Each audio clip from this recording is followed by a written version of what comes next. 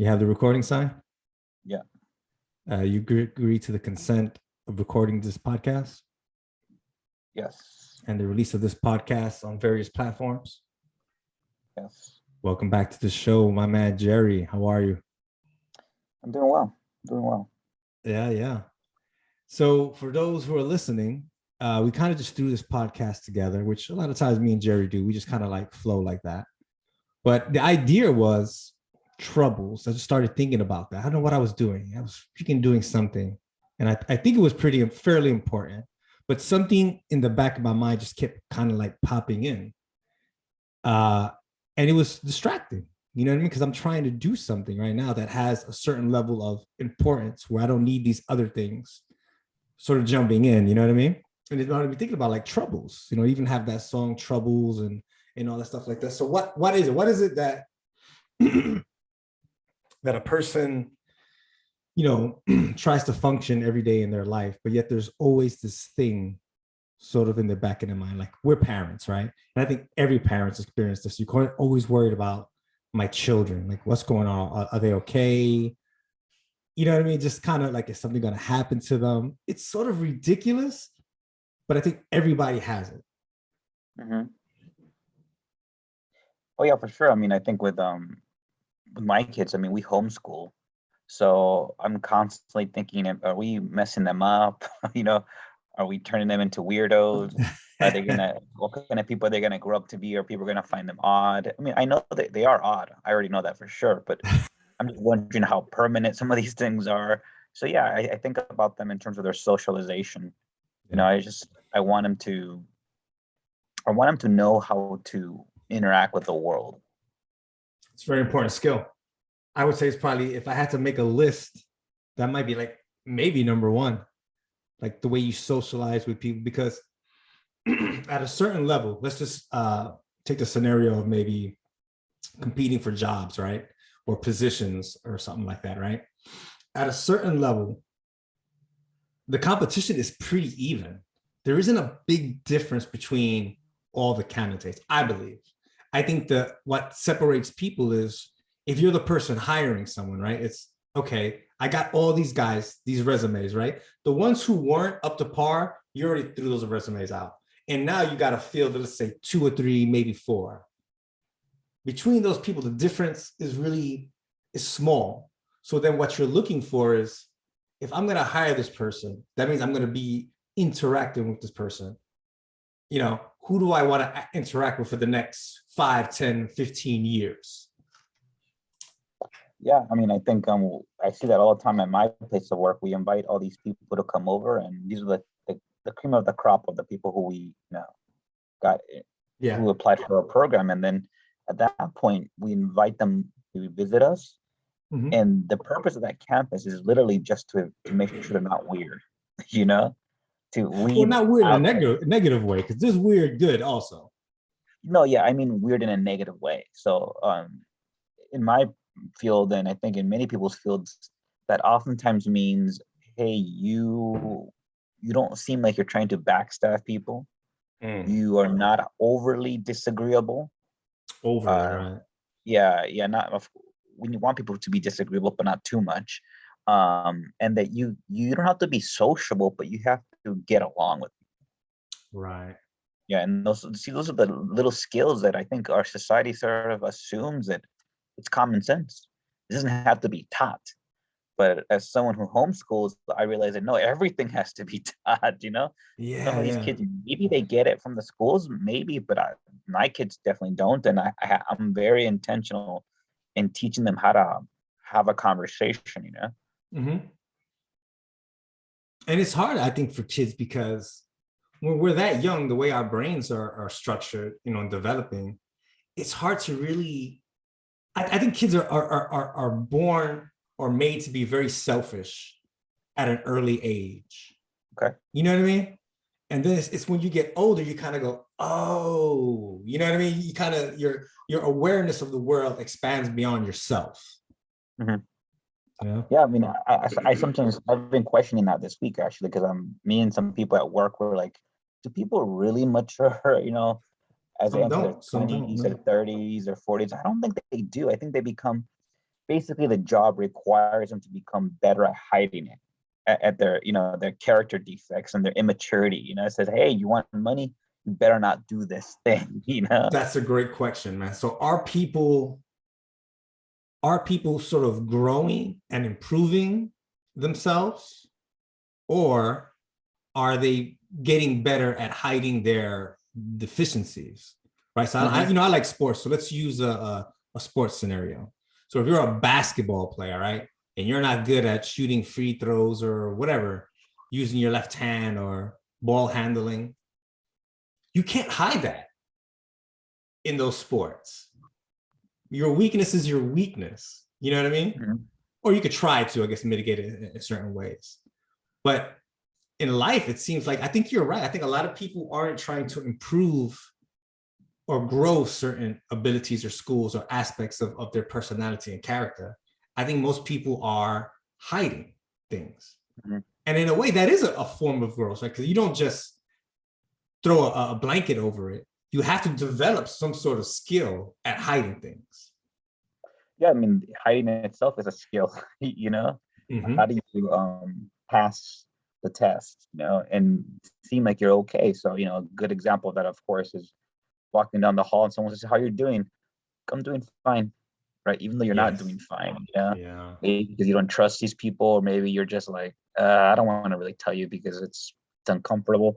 Who knows? But yeah, I think we'll become very good at hiding what some of our character defects, and really what distinguishes a 18-year-old from a 40-year-old in many ways is just the level of maturity for hiding, not maturity in general. Wow. I mean, of course, it's both, but I'm saying. But I think that begs the question: what is maturity then? Yeah. Maybe maturity is that hiding. I don't know. I don't want it to. We make it seem as if it's, oh, I know who I am. Do you know who you are better? Exactly, right? In ways, I think at this age, I'm coming to accept my frailties. And as you get older, you have a lot more. You know what I mean?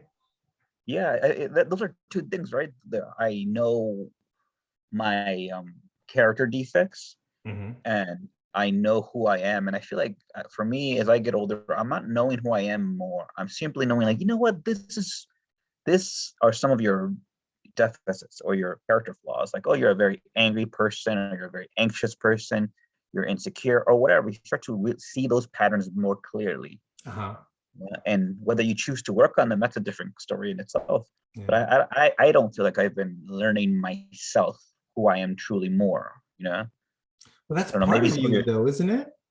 Maybe the universe is telling you, hey, look at this. Look at these aspects. If they keep sort of flashing up in your life, you know what I mean? Yeah, that's difficult because I guess you're asking a good question, because it makes me realize that I don't want to be those things, Nobody does.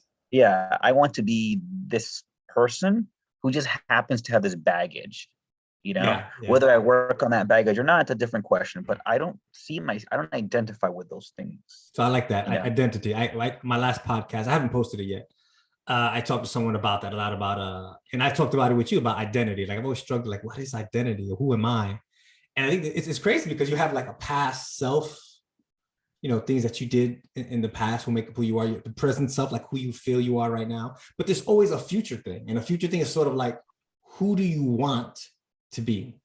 And I don't think anyone ever reaches that, so there's just all these different things, and we're trying to figure out who we are. And yet we're always changing. So even if, let's say, by some miracle, you do figure it out right now, Eureka, I know who I am. A few minutes later, haven't you changed? You're not really that's the thing that I think trips me out, is that I feel sometimes like I understand it. I understand myself, and I get an image of who I am, right? But then a few minutes later, something happened, and I'm like, well, the way I'm behaving, or the way I'm thinking, or the feelings that I have is not in line with that image I just had 5 minutes ago. You know what I mean? Oh yeah, I mean, who you are really changes based on the context. I mean, you can be in the same room, tired, and then you become a lazy SOB, or you can be drinking coffee and you're like, yeah, I hustle and I'm a killer, Yeah, it really changes on the context. Sit on the couch and that's it, you're done. Turn on Netflix, you're like, Yeah. Yeah, and that's where there's sort of this illusion of consistency, and I think that's what a lot of us think of when we think of who am I? Yeah, Who is this consistency. consistent person throughout all these different situations? Yeah, that's something I don't really know. I can't really say. Or I wonder what other people would say. So let's try this. You tell me, who am I? Me to you, Yeah. father for sure.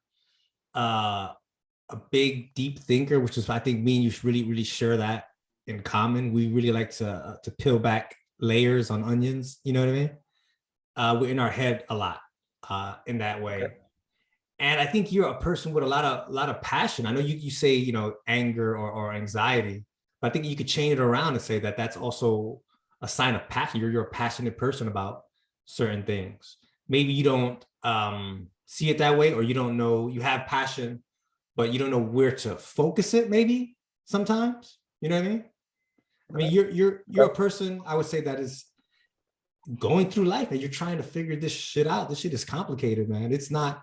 And in a way, I envy people who don't really spend time thinking about a lot of things because they just go through life like in bliss, like ignorant of all these other things because they're just doing things. Where people like us who are like really thinking about stuff, putting deep thought into stuff, sort of suffer Mhm. a little bit from that thought. Mhm. Mhm. And I think that's me and you share that a lot. Okay. Okay. So I see Yeah. that See, in you. You know what I mean? sure. I mean, I think that's probably I give more weight to something like that than any thought that I have about who I am, which is strange. Like I should define myself. Well, Right. sometimes I just feel like other people have a better sense of who I am because they've seen That's me true. across all the situations. Not in everything, but it's a data point. It's a data point. Yeah, that exactly.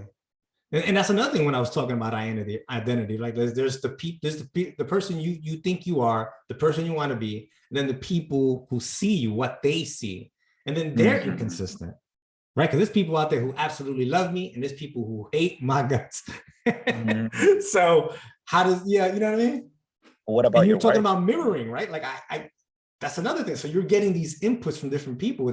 I've noticed that a lot in my life, and I think that's part of my identity problem. That I would go, you move around through different circles as a young man coming up, and I had very stark differences. People who absolutely fucking loved me, was all about me, and people who couldn't stand my guts. I didn't have a lot of in the middle, gray, lukewarm feelings. You know what I mean? Mhm. That could be confusing. Yeah, yeah. And then you throw in race in there, you throw all these other things. It's like, shit, who am I, bro?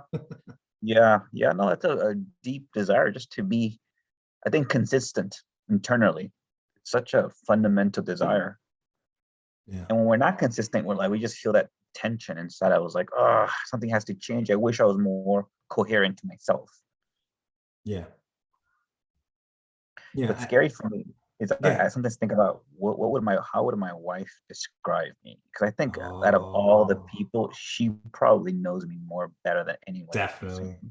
Definitely. Yeah. So who are you according to Daniela? Hey, you know what me and my wife do? Like, we go out, like we hang out, with you guys. When you're a couple, you do couple things with other couples, right? We always think about like we'll go out with some couples or whatever, do something, and then we'll come home and you go, hey, what did you think about them? Like, what is your thoughts on that couple? Instead of like an individual, as a group, you know what I mean? And we would always say something like, like maybe we'll snicker to ourselves or something. But then I would always tell my wife in bed, like, well, what do you think they say about us? You know Yeah, what I that's true. mean? We're saying like, Yeah. oh, the way they're doing this thing is kind of weird, or we don't agree with that. But what do they think about us? How do they see us? Sure. You know? Talking crap about you too. Yeah. And it's not like in a negative way. You know what I mean? I'm not talking Oh no, about no, it's that. just Because if, if fun. if it was like that, I wouldn't even hang out with the people. You know what I mean? Oh, But sure, it's sure. just interesting. It's like we have all these thoughts and emotions, and once we're alone in the car or alone in bed, we start talking about the experience that we just like, had, and it's Mhm. always great to at the end kind of stop and say, okay, but what do they think about? So it's empathy in a way, right? Like kind of we were talking about kids being so selfish and not Mhm. realizing I don't want to say the existence because they know other people exist, but they see them almost as an extension of themselves, than as a separate autonomous being. You know what I mean? Yeah, I think that's good. I mean, I think that I don't know if we've talked about this before, but I keep always returning to this idea in my head, at least, of who you are is a part of a network. And in other words, what you're capable of is all dependent upon who your close circle of friends, what tools they have, right? Who So you for know. instance, if maybe I have trouble with my emotions, but I have a good friend that I can call whenever I want, and he always calms me down, right? Right. Then you could say that I have great emotion regulation. Why? Because he's my friend, and my brain capacity is distributed onto him and all the people around me, and all their capacities I inherit, and vice versa, you know? And so you start to wonder, like, well, who are my friends and what are my capacities, you know? Does that make Yeah. sense? Yeah. Exactly. I think that when I started this podcast, one of the reasons why I decided to do it, besides just I wanted to talk to people, we were talking about this offline, that I desire to have more connection and not just everyday small talk, like real meaningful talk. I know a lot of interesting people. You know what I mean? If I didn't know all these interesting people, I don't think I would have done this, because I don't know if I would have had the capacity to go out and find them. Now, because of social media, I could just, look through people that I remember I served with, or I was in school with, or whatever. And I could just find them and I could just ask them, like, hey, what do you guys think? You guys want to come on the podcast? You want to talk about something? You know what I mean? Had I not had that, I don't think I would have done this. Okay, so you're saying that your motivation and interest was there only because you are part of a network of interesting people. Yes. Is that Who've right? had many interesting conversations, which is why I call the podcast Blanco's Conversations. I don't see these as interviews. A lot of podcasts who have like one guy who's like a host, right? It's like he's an interviewer, he's interviewing somebody. And there's different podcasts. There's podcasts who are like, they're telling stories about stuff or whatever. But in the kind of mode of podcast that I'm doing, I would say 99.99% is a guy like me who's a host who's just interviewing people. I don't see mine like that. I see mine as interesting conversations between people. And I think that's the motivating factor in it, what drives me. So what's missing in your close network? I would say that. Interesting conversations. Oh, interesting. Well, you want more. You have some and you want more. Yeah. And like I said, the concept that you talk about, like having that network, you are basically what your network allows you to be in a way. And I think that I have a resource like that, interesting people. Now, getting my message across in a higher level, I mean, that's will be determined, man. We'll see how this thing goes. But I'm in no rush to get there because I know it's a marathon, it's not a sprint. Yeah, I think about that with like a spider. You know how they say that spiders, they feel the world through their legs, of course, but they also feel their world through the web. The web Right, is the their vibrations on the webs. Yeah. Yeah, so I think about what's my web and what am I feeling or what am I not feeling, because my web doesn't reach there. So I just keep thinking, like, what am I missing that I'm not seeing either through my brain or through my brain in other people's heads? Well, let's go back to the first thing that I said, which was, troubles, things that are there. It sounds like that's a trouble on you. You're worried about what you can't see. And I think a lot of people in leadership positions or whatever, or I would say maybe even like creative people who are designing something to function within society or whatever. Think about that. It's not the thing, it's the thing you can't think of, the thing you can't imagine of. You're always trying to be on your toes because of that. Does that make sense? Yeah, well, yeah. I mean, that's kind of what anxiety is, right? It's sort of a fear for the unknown. Right? If there's a tiger in your room right now, you're not feeling anxiety. You're feeling fear. Right? It's very known. What are you scared of, Richard? The tiger. That's the tiger in the room. He's right there, right? But if I say, there's a spider, a loose what a tarantula in your house, you don't know where it is. That's, it causes anxiety because you're like, where could it be, right? So there's always this fear of the unknown, and that, I think, that's a major trouble of mine. People who are anxious in general is just fear of the unknown, the future, something in the present that I don't know what's going to happen. I hate it when people email me and they say, we got to talk. I hate that. Oh, you tell me what? My wife does that all the time, dude. She gives me a look or something like, oh, and I'm like, what's wrong? And she's like, I'll tell you later. No, you gotta tell me now. You gotta tell me now, man. Because I'll just make it freaking worse in my head. Yes, dude. exactly. And Just that's give me a exactly topic. right. Just tell me what it's about. Oh, okay, I know it's about that. All right. Yeah, because when you know what it's about, you can regulate, you can calm down. Yeah. But otherwise, you turn it into a bigger monster than it really is. That's funny, man. That's really funny, man. So yeah, like how do we deal with that then? And I'm guessing if me and you feel this way, a lot of people probably do. So what's the best way of handling that? Like I've listened to like Buddhist stuff on YouTube, and I think I've shared this with you, where the guy says, one guy walks into, I don't know if it's the Dalai Lama or just a regular Buddhist temple, and he says, "Oh, I'm worried about this thing, right? X." And he goes, okay. He asks him, "Is there something you could do about that?" "Yeah, I could, blah blah blah." And the Buddhist goes, "Okay, well, go do that." You know what I mean? Or he changes it and he goes, "Is there something you could do about that?" "Actually, it's out of my control. There's nothing I could do about that." And the Buddhist goes, "Okay, so don't worry. There's nothing you can do about it." But I can't accept that approach. My mind is like, it wants to tinker. It wants to, you know what I mean? Do something. Oh yeah. I've never liked that whole approach when people say, "Hey, you got no control over it, then who cares?" If people can do that, then damn, that's more power to them. I just can't do that. I find that I just find it really insensitive, to say that to myself, and for someone to say that to me. It's like, if I could, I would. Trust me. I don't want to worry about some shit, right? But if I could, I wouldn't worry about it. What I'm asking right now is not even necessarily for that. I'm trying to grapple with it. Can you just shut up so that I can process this a little bit? That's really all I need sometimes. I just want to process this a little bit. But yeah, what do you do about it? I think you process it intentionally. So I think what's not helpful is when you think about it. You just sit there and go, "Oh, am I going to get fired? What if this happens? What if this happens?" I don't think that's very helpful. I think if you sit down, write it down, that's really helpful, because then you're slowing down your thought process. You're reflecting on your own reflections. You're gaining a type of metacognition. You're actually thinking about it intentionally, and as opposed to just sitting there and thinking like, "Oh, what's going to happen to me?" I just find that really destructive. Yeah.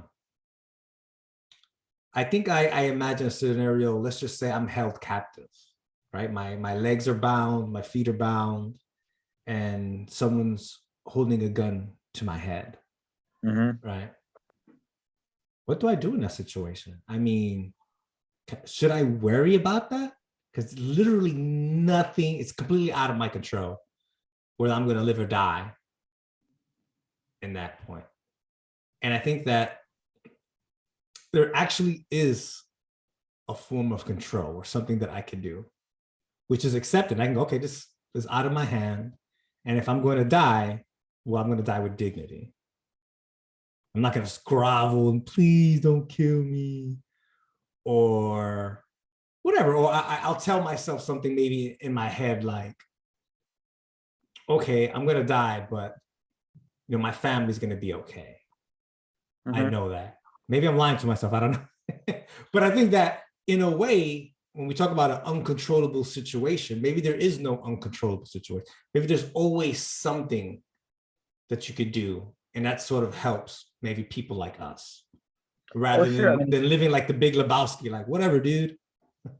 Yeah, I think it's different strategies for different times in your life. So for instance, if you're living in poverty and you can't pay the bills and you have to go to work, but hey, you don't have that luxury to sit there and wonder and reflect. You don't have that luxury. You just have to act. You have to act in a very direct kind of way and say, "No, can't think about that. Gotta focus." Right. But So even it's not different. thinking about something is a form of action, right? Yeah, oh, for sure. It's choosing not to go down that path. And then I think when you're a little bit more stable financially or socially or psychologically, for instance, and you worry, I think there the big worry is that you've got too much time to think about these things. Sometimes people think, well, I've got all this privilege and of time, so I'll think. Like, I don't know if that's always that helpful. I think you take advantage of that to think intentionally about it, but no more. So, but I think that's another issue because I've known a lot of people, I will mention some names, that's sort of their strategy in life is like overwhelm themselves with projects or Okay. things to do. So they don't have that downtime. And then whatever bothers them sort of is they're sitting with it now. Sure. You know what I mean? And I don't know if that's helped. I mean, it's a strategy and it works, but you also, like I'm saying, you're moving maybe at RPMs that are too high for you. You get the analogy what I'm saying, like, and you don't really get to rest. Sure. Yeah, Yeah, I think it's both. I think work actually does have a great place for some for stuff. Some sure, some for of the sure. Yeah, when I'm anxious, I just dive into work, and I think it has its place. I think both rest, Mhm. intentional processing, and intentional work, they all have their place, and it's both and it's not either or. But it's really takes a lot of self-awareness to know when is work going to be most effective versus sitting down with my thoughts. That's its own meta knowledge. And that takes experience. You have to be willing to experience both those sides of the coin to have a familiar relationship with those things. And we were Hmm. talking about earlier, like avoidance, people avoiding things and Hmm. not growing, like hiding. And I think that's what that scenario is dealing with. Like when you're just overwhelming yourself with other things so that you don't have to be sitting with your feelings. That's a form of hiding. Hmm. You know what I mean? Yeah, and yeah, if you should be processing, but you just keep working. Yeah, I absolutely agree. You're just ignoring the issue. Mhm. You're running away. You're refusing to pay attention to the car that's telling you, "I need an oil change." Yeah, It's making that I funny like it. noise. Yeah, You're like, "No, no, I'm not hearing it." yeah, Keep yeah. driving. That's why Exactly. I find that. I think we talked about this last time, but I find that analogy that I told you about so powerful. Of one purpose of life is to read the owner's manual to your life. you Wow, know I never heard that. Yeah, because most of us don't do that, right? When we own a car, we send it to the mechanic. We Yeah. don't sit there to read the owner's manual and figure out, well, what's in here? How does this car work? What Right, shouldn't I do to right. it? How do I better take care of it, right? And Yeah, we each have our own independent owner's manual. And it's like, you got to read that. You got to figure out what's in there. How do I yeah, take care of this machine? yeah. Wow, that's deep, man. Because I think everyone wants to know thyself better, but it's a painful thing to actually look at yourself objectively. Hmm. You know, I mean, we have these things, these images projected upon ourselves, and we sort of, it's confirmation bias in a way where it's like the ones I like, even if they're not positive, sometimes you accept negative ones because maybe they keep you avoiding some other, it's a lesser evil or negative Hmm. than Hmm. the one that's really facing you. You know what I mean? Yeah. But I think sometimes yeah, I can go crazy thinking about, my own bias or my own personal preferred narratives. Sometimes I just don't bother with that. I just say, what's the narrative? Ignoring whether it's true or false, who cares? What's Mm, the narrative that's going on right now? So, for yeah, instance, yeah, today, one narrative that went on was, oh, nobody likes me. Nobody right, likes me. right, I'm right. not going to judge whether that's real or not real. Okay. I'm just going to say, hey, there's that narrative again. Yep, that's Uh-huh. that narrative from Owner's Manual, page 45. You Yeah, know, there it goes again. And what triggers that narrative? Oh, every time people don't invite me out to dinner on Friday nights, right, that narrative gets hit. And I know right. that, and so I don't have to deal with it. I don't have to fix it necessarily at that moment. I just have to know, like, oh, there goes that narrative. Oh, here So comes that narrative about me being a bad father. yeah. So if I put that on myself, I take that scenario and I'm reading through my manual, right? And I know that thing. I think my brain would be like, okay, here's that narrative again. Or let's just say it's an engine check light that lights up on the dashboard that says, nobody likes you or whatever, right?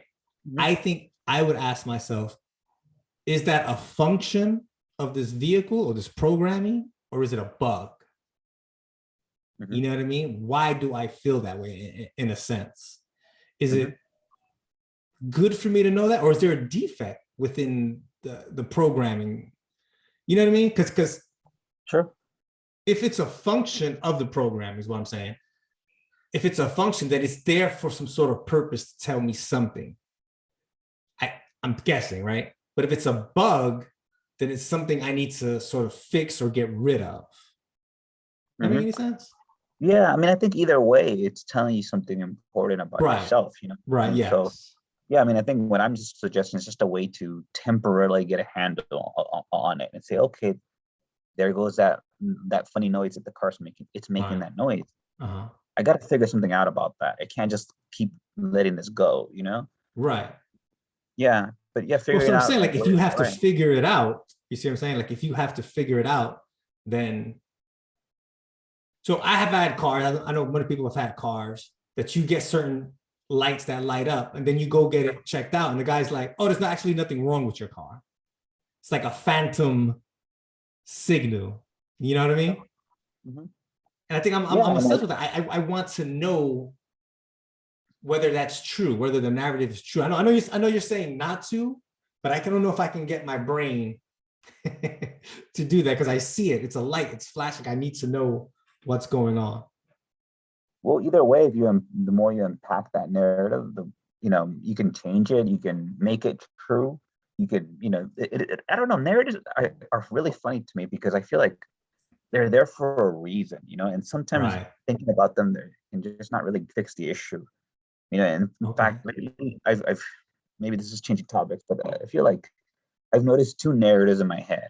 One, there's the "you're a loser" narrative, right? And then the other narrative is what's called the hero narrative. The Joseph Campbell. Things are tough, but you're gonna make it through. You just gotta fight, and you'll become better. And I always thought, oh, this narrative is there to challenge this narrative. And when this narrative grows, this narrative dies. But lately, I've been wondering, like, it's almost like these two narratives are in a relationship with each other. Like I agree. Yeah. The loser narrative to have the hero narrative. Yes. And these two things are talking to each other. And one doesn't exist without the other. Yes. Yeah. I think that's, if I took a pill and I got rid of the loser narrative, the hero narrative has no energy it has no grip. Yeah. And that's where I'm like, wow, these freaking, even the hero narrative is potentially not universally helpful, It almost like it wants to exist as a counterweight to this other thing, and they support each other. Yeah. And that's why I look at these narratives and I just look at them like creatures, like symbiotic creatures with one another, Wow. Yeah. Yeah.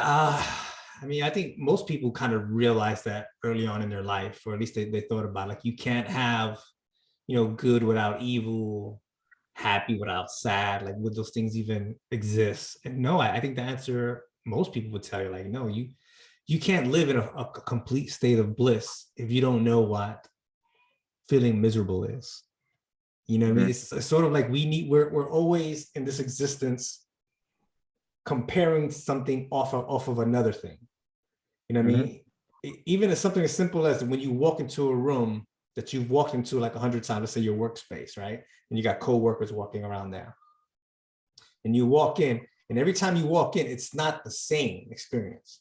Because some people might be having a bad day, or just really hectic at work, or there's a party going on at work. But for you to understand what that is or identify it, you have to have something else. So let's just say your first experience is a negative experience. Like you went to work one day and everyone was crying because a coworker died, right? So when you walk in the second time and now people are more jovial and happy, the only way you know that is because you're comparing it to the other thing. Yeah, a lot of life is done by contrast. Contrast, right? Good word. Yeah. Or kind of like the whole poverty thing. A lot of times people feel poor relative to the other people around them. Yes. Like exactly. I grew up pretty poor, but or you didn't even know you were poor. Like a lot of us I always heard from poor people. When I was growing up, I didn't even know I was poor. You didn't know, or you could ask like, well, really, you that poor? You have food? I never went without eating, and Exactly. poor Exactly. relative to whom? There's people in other countries that freaking that no, that's poor, right? I was probably the most rich, part of the richest people who's ever existed. Yeah. But Yeah. to me, at some points, I was like, I felt poor, and it's another example of just how subjective a lot of this stuff is, not And I think, objective. yeah. And I think for me, because I've had this debate many times with my wife, she doesn't want me to tell the kids like that we're poor. She's like, we're not poor. And I'm like, the reason why I say poor is because I see what's out there. There's Right? billionaires and millionaires. I'm like, dude, we're poor. You know what I mean? She's like, no, poor means like you don't have any food. You got to wear like the same clothes every day. I'm like, that's like another version of poor. We're a little bit higher poor, but we're poor. Yeah, it's all relative to, yeah, Yeah. relatively. What purpose does it serve? Why do you want to say that you're poor to them? You know, I don't know why this popped into my head, but I remember being younger and, talking to guys like, we're dating girls, we're trying to hook up with girls and stuff like that. And talking to one guy and being like, guys putting him down because he's dating or sleeping with this one girl, that the group consensus is that she's not that attractive or whatever. But the truth of the matter is that guy's happy with who he's with. You know what I mean? And sort of like, so then what is, again, like, what is the truth of that scenario? Should he not be with her? Should he not feel good being with her because the group is telling him that she's not an acceptable mate? You understand what I'm saying? Like, I think it's sort of related. Like, your happiness, if you're judging off of a standard that someone else is putting on you, then you might never be happy. But if you create your own standard, I mean, I think I do that a lot of times. I make my own standard. I say, okay, I understand other people might think I should be this or whatever, but like, I'm happy with what I got. Like, this is, Mm. you know what I mean? Well, yeah, I mean, well, this connects back to our earlier conversation, right? We said that people are who they are based on the network of people in their web. Mm-hmm. You could say that going back to your early experience, your ability to judge a woman, Mm-hmm. and her status or your own Mm-hmm. status was dependent upon your friends, right? What they think, right? Yeah, It's not yeah, enough of what I think, it's what they think, that helps yeah. shape it. And so we can see why that's really beneficial. But I think the example you gave is like, well, when do you rely on that? And when do you say, no, I'm going to go with my own thing, because you're right. A lot of people are perfectly happy. And a lot of misery comes when thinking like, oh, what are my friends going to think? They're not going to appreciate her. But yeah, I don't know when do you cut that off? What's the litmus test for that? Yeah, so I'm going to do this thing, another podcast with another person, but there's a thing that's blowing up in the podcast sphere. There's a guy named Kevin Samuels. Have you seen his podcast or heard of him? Mm. So he's all this thing. It's kind of, a lot of people would say that he's female bashing. And I think they're a right to a certain degree. But what he would say, and people who are his fans would say, that he's telling people to be realistic about their life. And yes, he's harsh, he understands that. But his defense is that, look, I'm telling you facts. And if you don't like the facts, you don't like the truth, that's on you. So one of the things he would talk about is that a lot of women, and I agree that women were kind of sold a false idea. They were sort of bamboozled in a way with the feminist movement of like, you could have anything and you could be anything you want. Like, I love that idea. And I think it's a healthy thing to think that you could do anything you want if you really want it. I think there's a positive to that, but there's a negative side to that as well. And what he says is that, so a woman thinks that she could be a boss, have her own job, raise children, and get a certain type of male who's even higher than her, because that's what most women want, is what he says. And I think the science proves that. I don't know if anyone gets mad. I know not every woman is like that. But he's saying you're setting yourself up to fail, because the higher you go up, the less the man pool is less, right? And most men, he says, at that area don't want a woman who acts like a boss. They want her to be more submissive and pretty and whatever. And he says, like, even average women today, if you ask an average woman who's really not that attractive, he says, and she's trying to pull something and accomplish something that's out of her reach, and says it's some sort of delusion that they're living with. It's not based on reality. There was one woman on his show who was like, 5'5", like 250 pounds. And she wanted like this guy who makes like almost $1 million a year. And like all this other stuff. He's very attractive. He's tall. And he's like, no, you cannot get that guy. That guy is not, you need to, and I think what I was trying to say first is that you throw away something, a good guy. He's a blue collar guy. He's a plumber. He makes good money. He comes to work. He treats you good. You're happy with him. But you think you've been sold by society that you should have anything you want. You can get more. You can get better. So you throw away the good man, the good situation that you had and you were happy in because you thought you deserved this other thing. This is a thing that women are taught. That's what he's claiming. That's what he's claiming. And he's really big women now. Or are you talking about black women or women? All women. He's black. Women? He talks to a lot of black women, but I think he's talking about all women. Okay. Yeah, that's not something that I observed with women, that they I think they want someone who's high status, period. Not necessarily higher That's status. always been a thing, yeah. Yeah, for sure. And there's no debate about that, of course. Yeah. They want someone who can take care of them.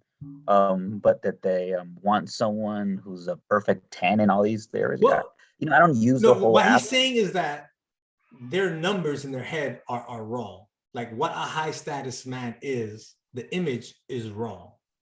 Okay, so I'll give you an example. Like if he were to ask one of these women, like what percentage of men are X amount attractive, make X amount of money, and are willing to date a woman who looks like you, you know what I mean? And also you have children by different men. What percentage of men are willing to date you who has those things? The answer they give is inflated. Or the percentages of men who have these things is inflated. And he's going, no, you're talking about the 1% of the 1% of men, and you're not going to get that guy. Mm-hmm. No, I agree with that. Yeah, that sounds more like a delusional. That's what he says. He says that a lot of women are living in a delusion. Yeah. No, I see. I've never heard of that. You have to look it up because I feel like I don't want you to answer and get yourself in trouble if you don't know exactly what he's talking about because you haven't seen the videos and stuff. You know. Yeah, that's strange because I gotta be honest. I'm very out of touch with the modern dating sphere, like the whole swiping app, whatever. There's all these things that I didn't even realize. Like for instance, I just found out a year ago, and this is gonna sound shocking, but apparently women are like men who are taller than 6 feet.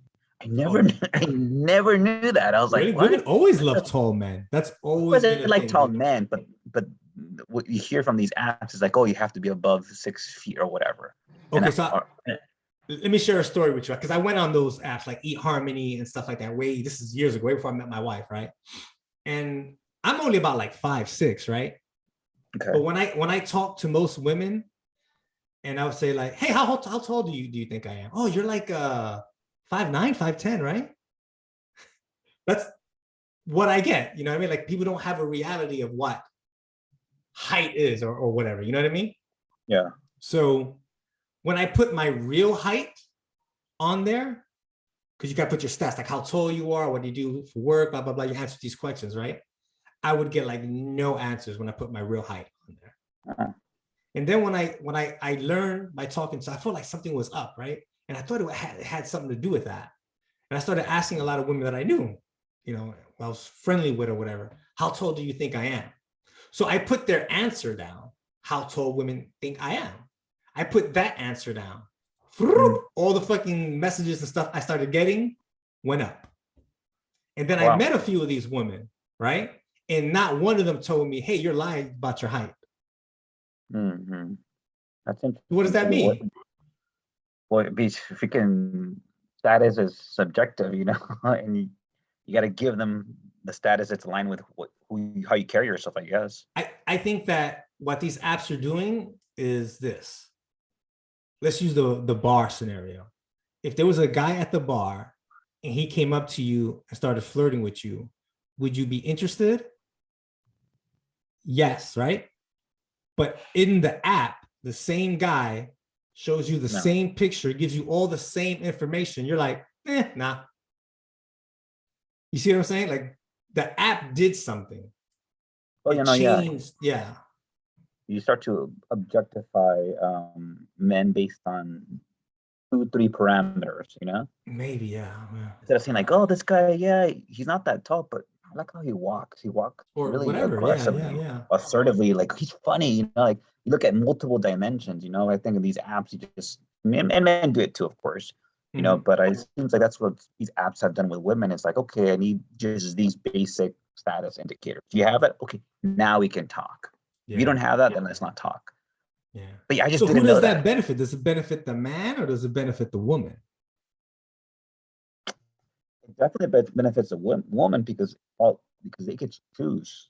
But oh wait, that's true. But the downside is what we said, which is there's men you would have dated, you would have been happy with, but you swiped, so you never got the opportunity to meet them. And Sure, but now only a small selective of men are getting all these women's attention. And the likelihood that you're going to win out of all those other women is smaller now. oh, that's true. So you're saying that even as a woman, even though I have 100 guys who I've swiped, whatever, right? Or I don't know what the Yeah. direction is, Right. who are matched with me, even though I have all of those men have a bunch of other options. And why would they go with Yes. me? Yes, Okay, yeah, that's the whole concept of this guy Kevin Samuel, stuff like that. But he's just sure. very harsh, man. A lot of women are out there attacking him, all kinds of stuff, dude. But he's building up his brand, his product that he's selling, man.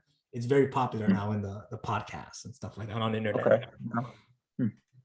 Yeah, we can chat about that sometime. It's interesting. Yeah, it's something that I don't really think about, obviously, because I'm not doing it. I'll send you some links, man. We'll talk about because I'm gonna do one with a friend of mine's from Cali. Okay.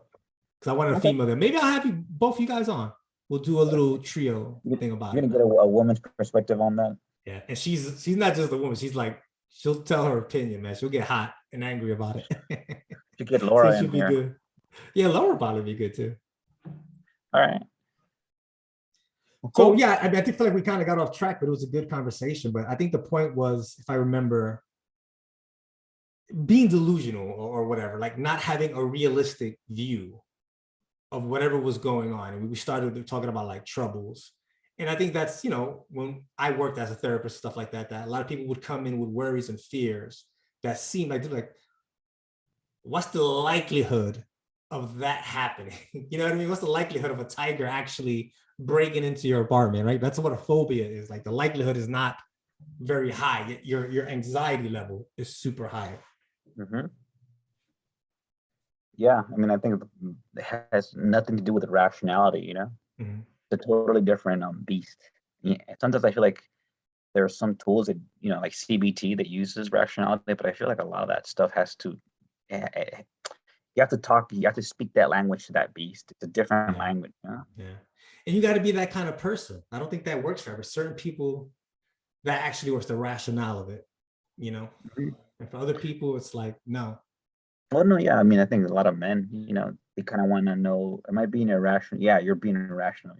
Just stop thinking that way. Okay, got it. A lot of men respond well to that, but there's just different tools that are needed here. Yeah. Yeah, man. We're gonna close it up here real quick. I want to end with something, man. Like just, I don't know. If we talked about troubles, I don't know. I feel that I'm at the point now in my life where I understand myself, that there's going to be things I'm sort of kind of like just always there. But I guess I'm at a point there. I sort of approach it with the mindfulness thing where, okay, I understand it. It's here. It's in my head. I accept that it's part of me. And now I kind of like try to just let it go. Like that's just always going to be there. That's just me. It's a form of acceptance, man.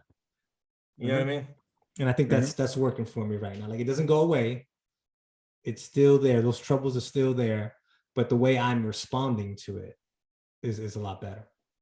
Mm-hmm. I mean, I've done some mindfulness too. I think I struggle with the acceptance part. Maybe I'm doing acceptance, but I don't realize that I'm doing it. For me, it's more just about noticing it. Like, oh, there goes that narrative again. Yeah. I don't have to accept it nor reject it. I just say, there it is.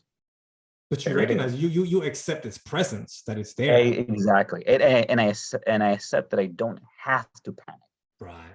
Yeah. So that I accept. But is that enough? Is that a good amount of acceptance? I don't know. But at this point, it's just like, oh, there it is. There it is. Yeah. And as soon as I recognize it, I feel instantly better. Yeah. Like, oh, look, you're about to go down that hole, but you didn't. You got There you back go. out, and you can see the hole, but you're not going down it. And that's working for me right now. Awesome, man. Thank you, Gerry, for coming on the show again. Yep.